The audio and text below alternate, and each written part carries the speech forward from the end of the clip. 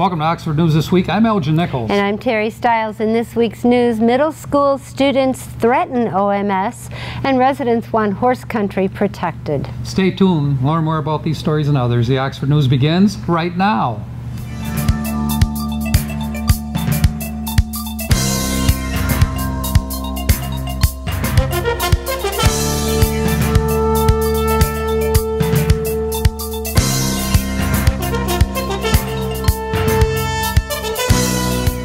Two Oxford Middle School students were suspended this week and could face criminal charges after being overheard talking about carrying out a school shooting.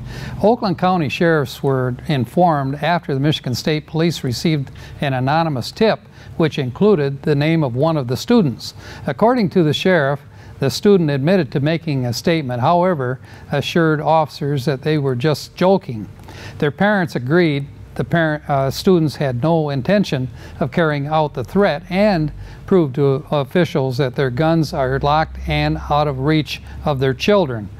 The information is being turned over to the Oakland County Prosecutor's Office, according to Oakland County Sergeant Lenz. No matter what their intent, under Michigan law, the two students could be charged with facing a terrorist threat. Oxford's northeast quadrant residents are determined to keep their neighborhood pastoral and made no bones about it when they addressed the township officials, strongly requesting them to keep the areas of Delano and Cobblestone roads rural. The residents are concerned due to the critically significant amount of acreage currently on sale in the area. The residents do not want the property to be developed into tracts of neighborhoods. For now, Planning Commissioner Tom Berger and Ed Hunwick assured the residents that their concerns did not fall on deaf ears. The Edison Township Fire Department is looking for voter support in the August 7th primary to support a 6-year 2.25 millage renewal with an increase. The township will also be asking for approval of a 4-year 3.4874 mill tax renewal and increase for police protection. The township board approved the ballot language for both requests. Fire Chief Jerry Morawski explained that the 3 current millages, which expires in December, will be combined with a 0.0027 up to the original 0.075 amount to be levied for 6 years. For further details on the upcoming mill request, pick up a copy of the Oxford Leader newspaper. In a request for residents' input on updating the Oxford Township Master Plan, only 352 people responded to a public survey conducted between March 13th and May 15th. 65% of the responses were residents of the township, while only 17.5% were village residents. The remainders were from surrounding communities based on the survey. The majority of residents do not want to encourage new residential, commercial, industrial development and placed importance on preserving our natural features, improving vehicle traffic flow, improving pedestrian connectivity, and encouraging redevelopment rather than new growth.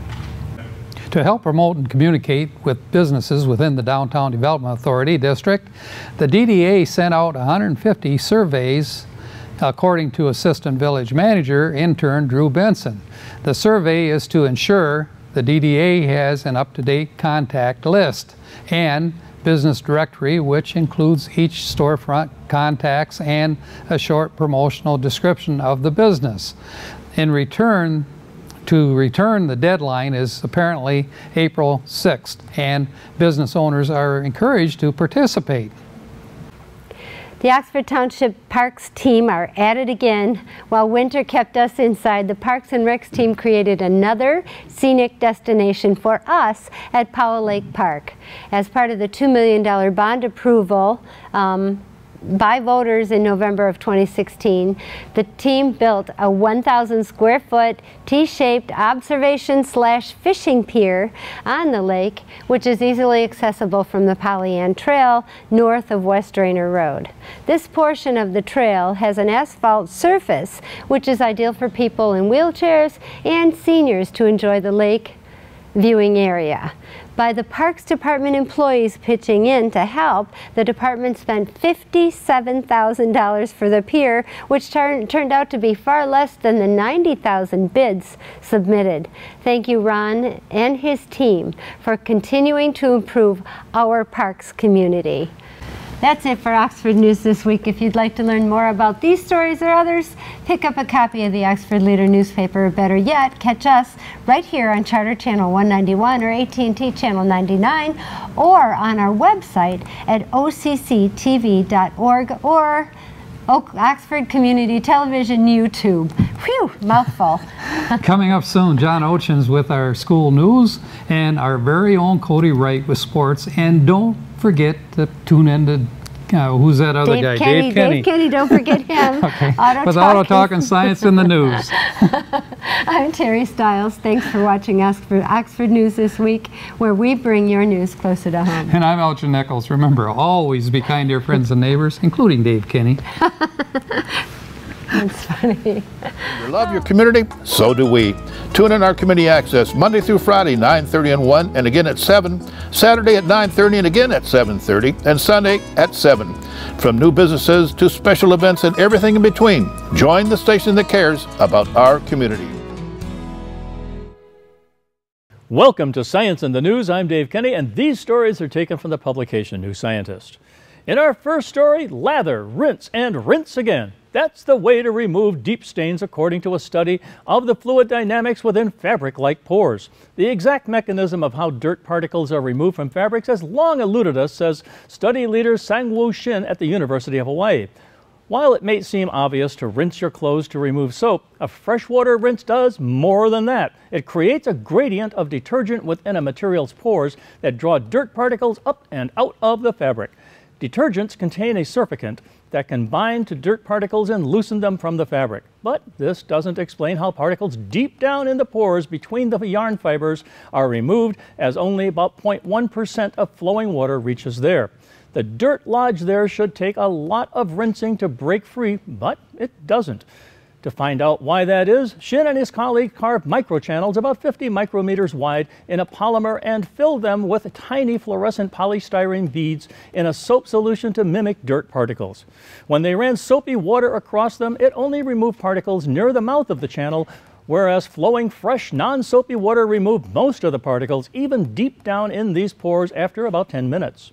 They found that fresh water creates a gradient in the concentration of surfactant from the bottom to the top of the channel. The unequal distribution of ions produced an electric field that drives the motion of dirt particles bound up in soap. So particles from a region of high concentration deep in the channel are drawn to the low concentration region at the top. The results provide physical framework for explaining how dirt is removed quickly, even when embedded deep in clothes, says Bhushan Toli, who works on paper microfluidics at the Indian Institute of Science in Bangalore. He says these results could help develop designs for washing away unwanted molecules efficiently in paper-based or textile-based medical diagnostic tools. Good thing. In our next story, fresh water plucked out of thin air. It's an ambitious goal, but to win the Water Abundance X Prize, teams have to suck 2 tons of air from the atmosphere in a cheap and sustainable way. X Prize, a non-profit that organized the competition, announced the 5 teams through the final round, coinciding with World Water Day. The finalists are up from UK, Australia, India, and the US, and were selected from an initial field of 98 based on results from their prototypes. Final testing will happen in July. Teams must produce at least 2,000 liters of water a day using renewable energy at no more than 2 cents per liter. Whichever group extracts the most at the lowest cost will be awarded $1.5 million. The World Health Organization says people need at least 20 liters of water a day for drinking and basic hygiene, but increased demand from growing populations, climate change, and pollution are rapidly depleting global fresh water supplies. The UN also published a report predicting that by the middle of the century, 5 billion people will have poor access to water. X Prize hopes to incentivize solutions that can serve communities of roughly 100 people at a time. What we're trying to do is to unlock these hidden resources of water in a cost-effective and sustainable way, says Zina Tata at X Prize. The finalists will have a variety of solutions. and London-based Varagon already builds machines that condense water from the air by cooling it. To supercharge the process, they teamed up with Imperial College London startup Thin Air, who have developed a surface material that boosts condensation efficiency, which they expect will nearly triple water production. Laura Dean, who leads the team, says they expect to produce more than 5,000 liters of water a day. Their solution will have a large upfront cost of $200,000 thanks to the $150,000 solar energy system powering it, but spreading the initial outlay over the machine's 10-year lifetime makes the cost of a liter less than 1 cent, she says. Indian team Uravu has focused on a simple low-maintenance solution using a silica gel whose structure lets it passively suck water vapor from the air.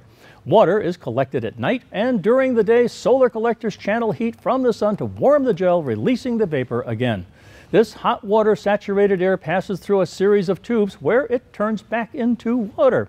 The machine costs around $600 to $800 and produces 10 to 15 liters of water a day, but the design is modular, so they will link together multiple units to meet the 2,000-liter benchmark. Good luck.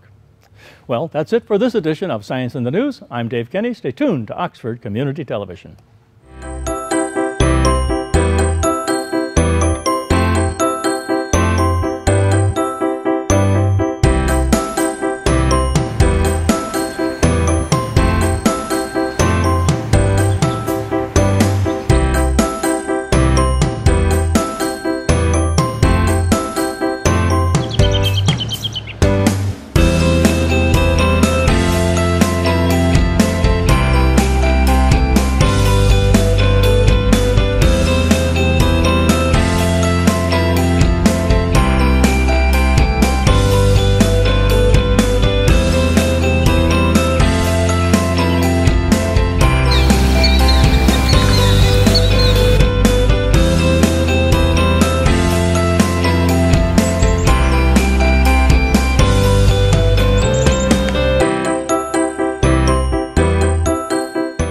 I'm John Ochins, and welcome to the Oxford Wildcats School Update.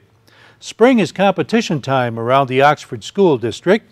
This time, teacher Dan Balsley put on his annual Mini-Mites competition. Dan explains. This is something that I came up with many years ago to motivate the students.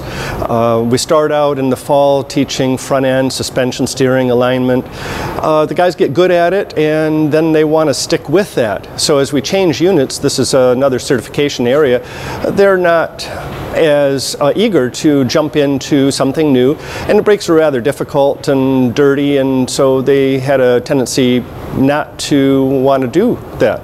So I started timing them, and I would time one kid and say, well, he did it in 5 minutes, can you do it in less than that? And they're competitive by nature, and so they started enjoying the competition, and then I'd give away a brake tool for a prize. So that kind of grew into what this is today, where we have sponsors from the Oxford Rotary Club, Steve's Oxford Automotive, Wright Tool Company, Oxford and McDonald's are all chipping in prizes. I've got former students coming in to help time and officiate. I've got school administrators, even the superintendent is coming to help officiate.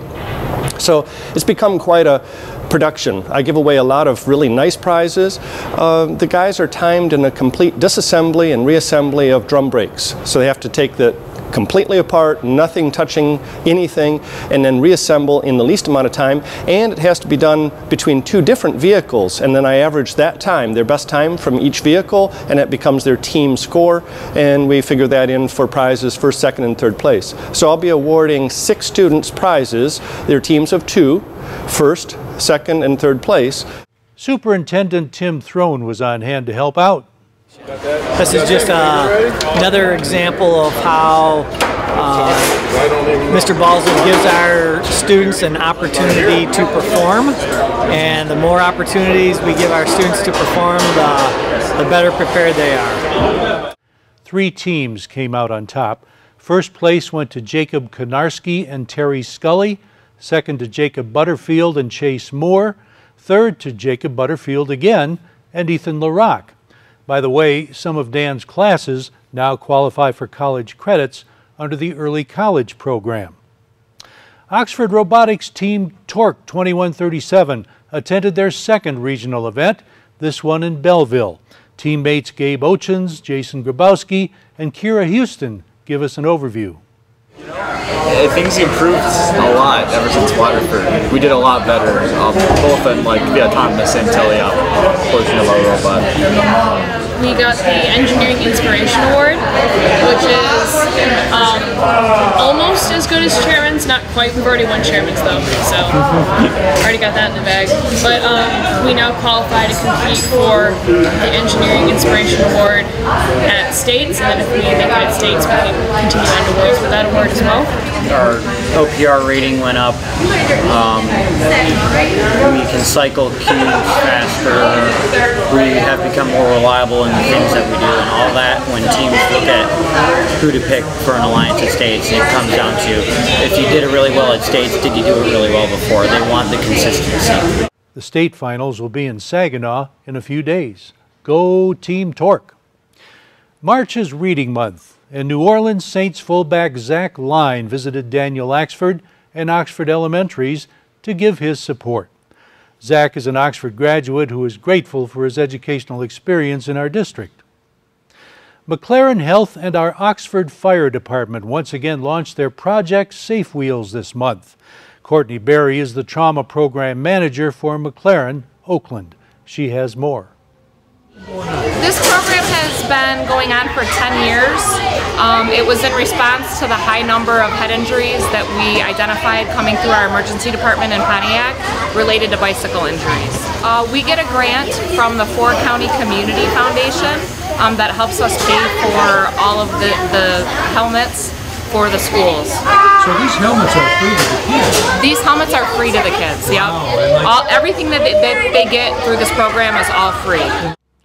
There's been ongoing cooperation between McLaren and the Oxford Fire Department. Captain Benjamin Stapp was there helping out. This has been an ongoing initiative with McLaren and Oxford Fire for several years. And the idea is that we keep all the kids in Oxford safe. They gave out about 300 helmets in our district alone. That's the Oxford School Update for this week. This is Oxford Community Television, keeping it local. Hi, I'm Elgin Nichols. And I'm Dave Kenny. Together, David and I host OCTV's weekly show, Minutes by Minutes. The show presents our sometimes humorous interpretation of what your elected politicians are doing to enact regulations and ordinances that ultimately affect us all, keeping your news closer to home and reporting political shenanigans from Oxford and Addison Township, including the villages of Leonard and Oxford. Catch Minutes by Minutes on Charter Channel 191 or AT&T Channel 99. Tune in Monday through Friday, 11:30 a.m. and 11:30 p.m. and Saturday, 11:30 a.m. If you don't have Charter or AT&T, you can watch us on our local website, OCCTV.org, or OCTV Oxford, Michigan on YouTube. See you there. Hello, Wildcat fans. Cody Wright back again to give you the sports report. Well, like I promised last week, we would finally have some spring events to report on next week, and that we do. This last week was really the week most sports kicked off their new schedules, although there are still a few sports that still have to come, such as golf, tennis, and softball. But boys baseball did get a few games under their belts, although our match against Lapeer on the 22nd was canceled. On the 26th, we did go on the road to Richmond High School. The freshmen ended up not playing for reasons I am not sure of. However, JV took the win 6-3, and varsity, who was on the road, just fell short 4-3. I would imagine it will take a minute to find our sweet spot and get back at it. Plus, these early ball games are really usually faced with brutal weather, but that doesn't seem to stop them. The boys and girls lacrosse teams, however, both started off their seasons as well. The boys on the 21st took on Lake Fenton and took the win, absolutely crushing them 22-0. And then on the 24th, we took on Anchor Bay, which was yet another great performance and high scoring with a big league and the final score 16-1.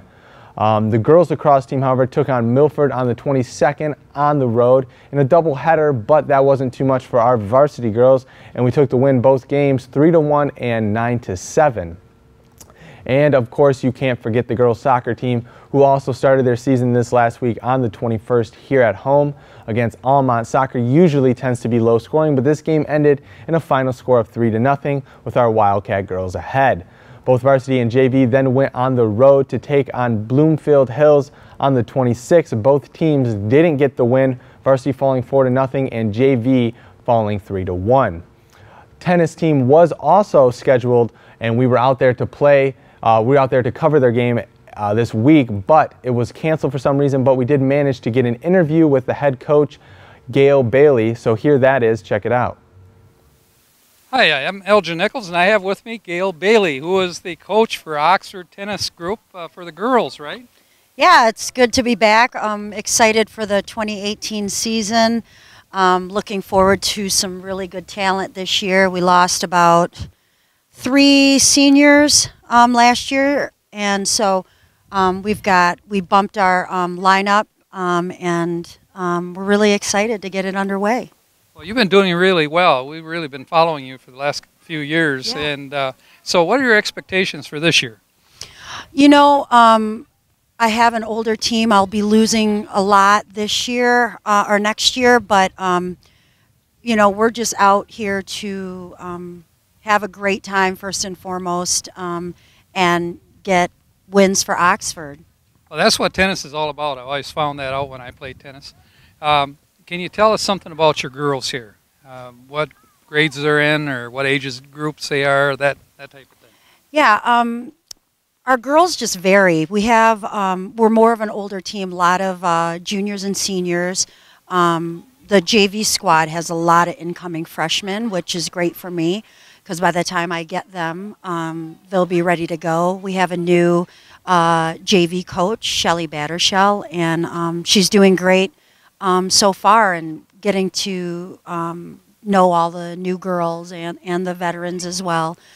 We practice together, so we all get to be one big happy family. Well, it's very exciting. I think we'll be really watching close to see how the girls are doing.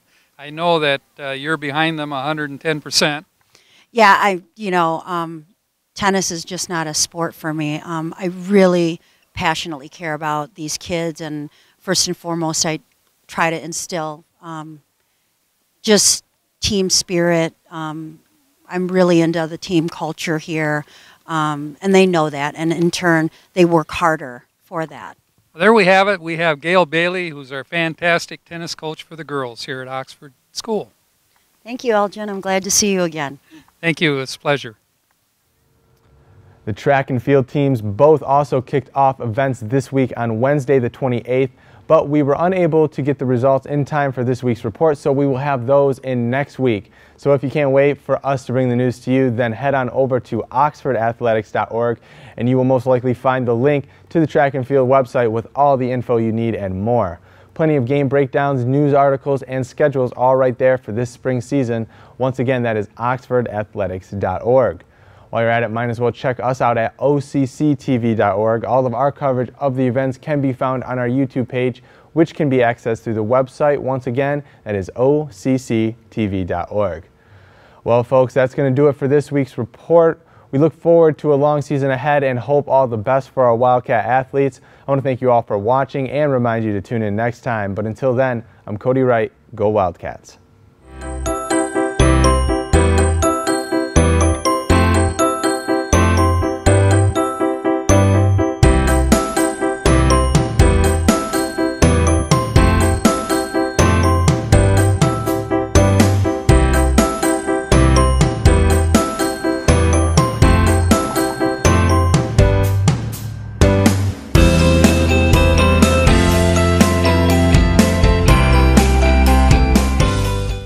Welcome to this edition of Auto Talk. I'm Dave Kenny, and these stories are taken from the publication Automotive News.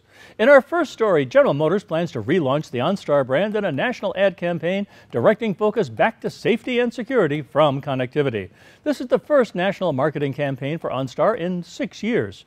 Gerard Cornell, OnStar's marketing director, told reporters that statistically it's not a matter of if, but when drivers in the U.S. will require roadside assistance. The campaign's theme, Be Safe Out There, is more than just a tagline, Cornell said. It's something that you say to your loved ones every day, she says. The TV spot, titled Horn, begins with a long establishing shots of a lush green forest. Deer and other wildlife flash across the screen. An ambiguous GM vehicle, which had moments before careened off a road leading up to a bridge, seems out of place. The OnStar advisor informs the driver from the speaker embedded in her rearview mirror that he has contacted help and asks her if there's anyone he can call for her.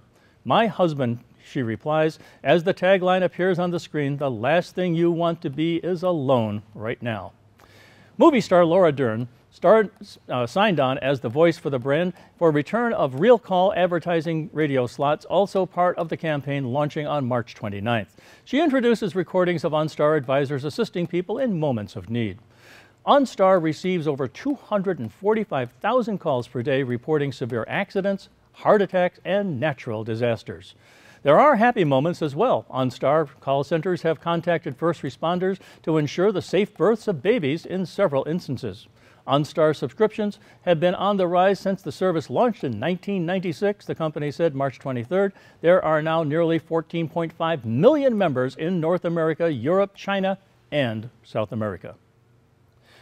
And over at Honda, the third iteration of Honda's ultra-efficient Insight, coming this summer as a 2019 model, is poised to be among the fuel economy leaders with an estimated rating of 55 miles per gallon in city driving. That puts the sleek sedan well ahead of all diesel competitors and just behind the 2018 Toyota Prius Eco at 58 miles per gallon city and the Hyundai Ioniq, which has a 57 mile per gallon city rating.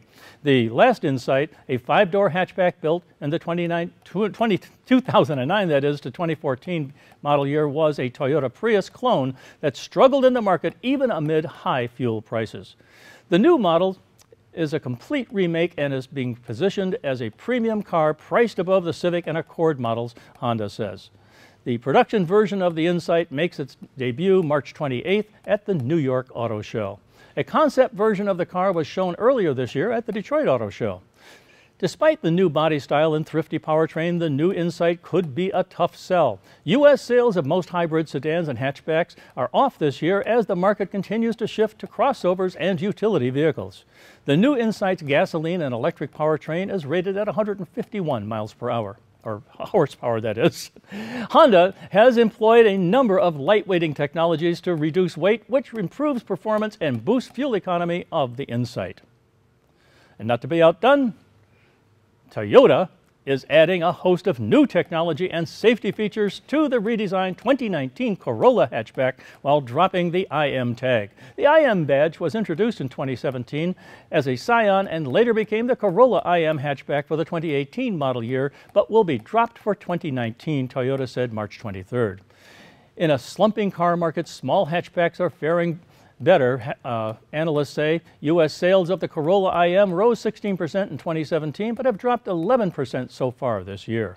The 2019 Corolla hatchback, which goes on sale this summer, will feature Toyota's Entune 3.0 with Apple CarPlay and Amazon Alexa connectivity, a revised SportTune suspension on the company's new global architecture platform as standard features in either SE or XSE grades, Toyota said. It's also the first Toyota vehicle in North America to employ Toyota Safety Sense 2.0, a bundle of safety features including pre-collision braking, lane departure alert, automatic high beams, and dynamic radar cruise control. The vehicle will be built on Toyota's global architecture modular platform, which also underpins the newest Prius hybrid and CHR subcompact crossover. Design changes for the 2019 include a shorter hood for increased visibility, increased width, and new frontal styling with a rounded nose and trapezoidal-shaped under grille.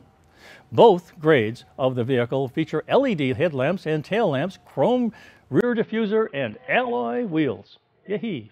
Well, that's all for this edition of Auto Talk. I'm Dave Kenny, and as always, may the wind be at your back as you cruise down.